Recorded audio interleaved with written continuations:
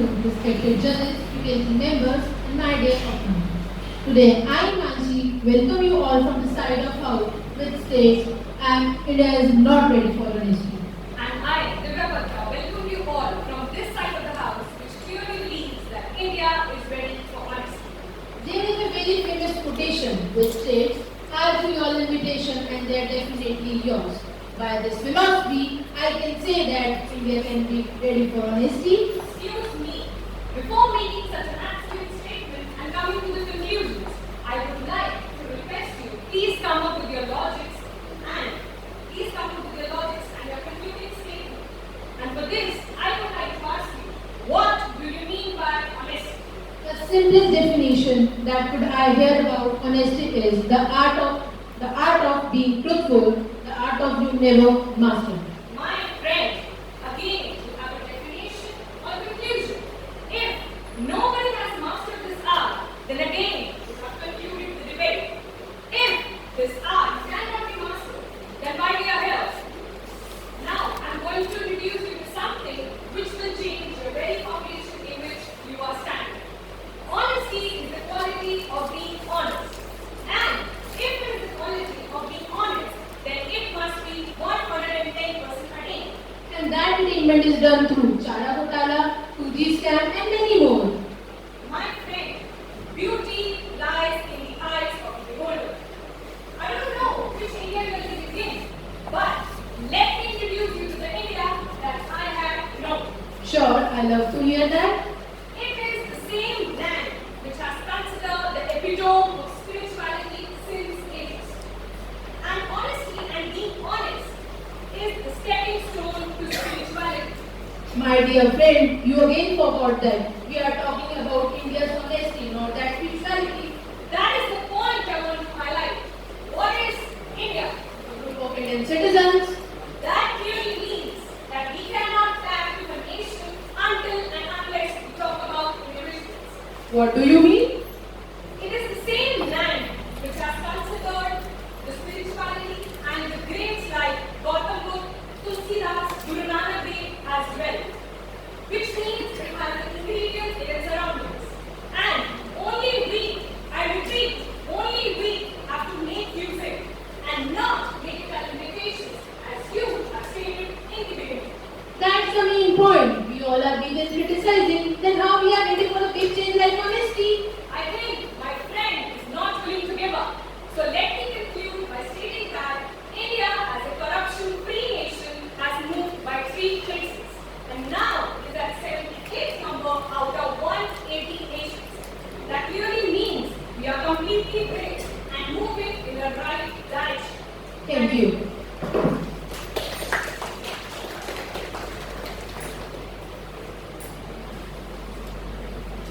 Thank you, Divyan and Manshi, for such a wonderful debate. Now I will call upon Team 12, Ashish and Shweta.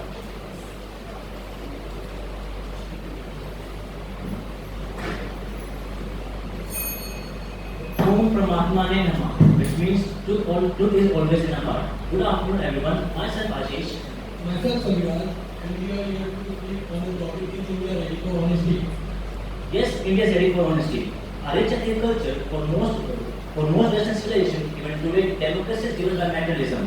When India's sense of democracy and civilization is rooted to the culture of the ethical culture aspect. According to research statistics, India is the least developed nation in the league with our GDP. Let's take example of China. It is much more developed country than India, but India. This is because our culture is drives towards the honesty. If we don't complain about the changes, we criticize. Honest criticism is an integral part of democracy.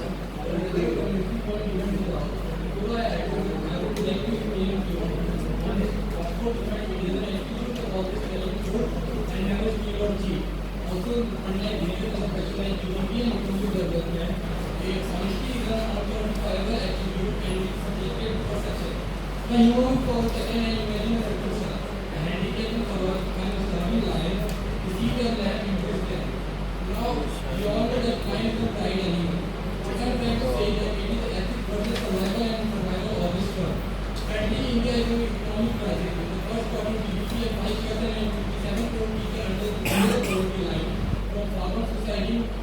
unemployment and underemployment. Like the Darwin said, it is the most honest of time and the most dishonest of time. Yes, we have a rich culture, but we just don't expect people to be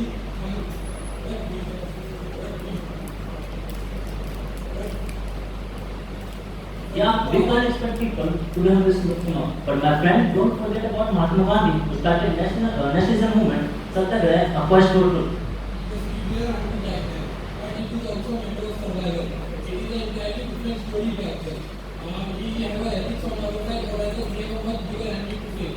But now we can see that education has changed, and we can think every aspect of society that from the environment and energy to the economic strength that we see in our country. We might expect, but we find the rules for the society at individual level. I'm not trying to be history, but I'm focusing on the point that India has the potential to just and honest. Let me tell about Raja Ram Mohan and Swami Vivekananda, who is the two great Vedantic thinkers. The Vedantic thinkers are greatly admired by the Western countries. In the group back in India, I would urge you to remember the plenty of West Bengal and the state of administration after independence, which is at the ground level. Slowly we haven't forgotten all those. Our fort is mirrored with the example, both big and small, from Colgate to his spectrum to a boy defeating his friend. Satyamev Jayate is the national motto of our country, which means truth always wins. India is the land of the culture value. We take pride in that we might changes from recent times. How selfish our thinkers were, they never wrote their name in the cunning of the Risharas. As Charles Darwin said, our nature supports survival of fittest. In the current state of affairs moving in our country, honesty is like a sweet range. Even if India is young, even young need feeding. We do have a rich culture and potential, but we also have a hungry stomach. We have a rather unmoral royal legacy, but we also have families from East Delhi who cannot suicide because they break their starving. At the end, what I am trying to say is that treat empty your stomach, that put a smile on the side face, we can worry about ethics later, like my friend say, India is free. Thank you very much.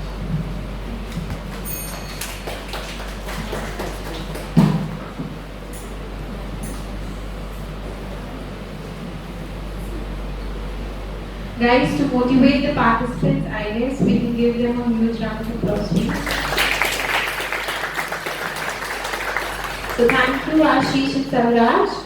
Now I will call upon Team 13, Khushbu and Yashika Gupta.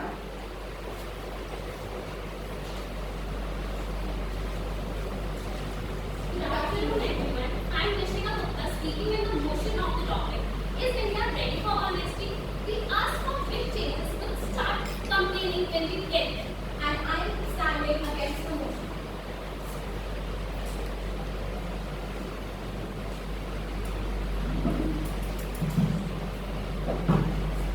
Now, I would like to start my argument by using the words of great Dr. CPJ once said, weakness of our nation will be lack of vision. And many great leaders also said that vision and honesty should work together to make the country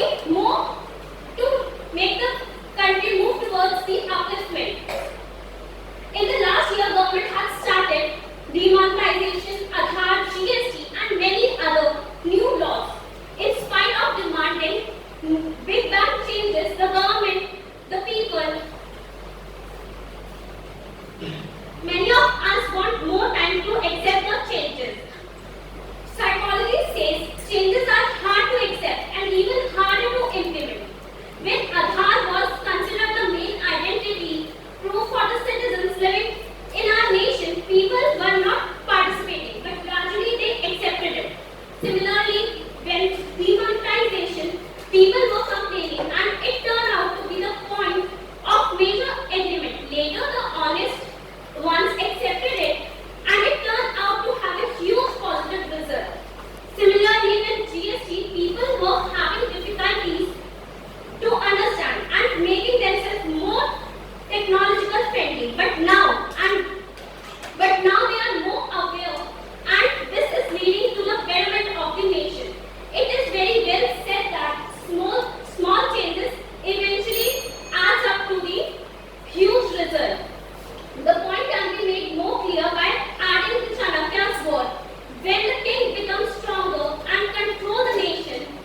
chief terrorists and traitors feel the heat to complain of the intolerance in the society. I would like to conclude by yes, India is ready for honesty, as honesty leads to the beautiful vision, and to make vision in action, changes are necessary. Yes, initially people take time as change is hard at first, messy in the middle, and gorgeous at the end. Thank you. I would like to start my argument. I recently stumbled upon a quote that we have always done this way. Continuing to do things we have already done makes India very commonly dishonest. I would like to say India has a norm to grumble upon every change it makes. When it comes to honesty, people rate India among the least honest countries, a study done by Economic Times. By 2014, Modi's government, BJP made many promises and changes and constructed them well. From this competition time, some important legislations that overhaul India are GST, abolition of Section 370, aggressive foreign policies, demonetization, etc.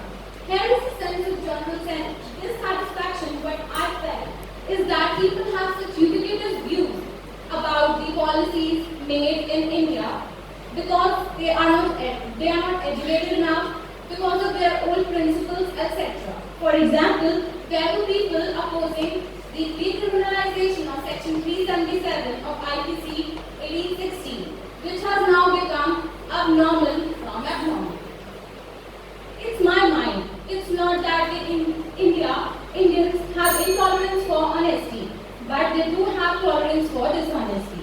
For instance, Swachh Bharat Abhiyan was initiated for making India clean and making people aware about cleanliness, but people did not follow the rules as they were made. As I take it, these are the days of fast changes, and if we don't change with them, we can get hurt or lost. For example, Make in India project was made, but there were many concerns out of it. For example, there was negligence for agriculture, loss for small entrepreneurs, etc. People have an opinion that policies made for the motor vehicles, penalties of motor vehicles, are very bad and will give rise to corruption. But some people are also saying that we won't be able to pay these amounts. As I reduce my final argument by saying changes and development are integral to every dynamic society, and we the people need to change. We the people need to change everything around us, as we have a common habit of making jugaad in everything we do. There is a common saying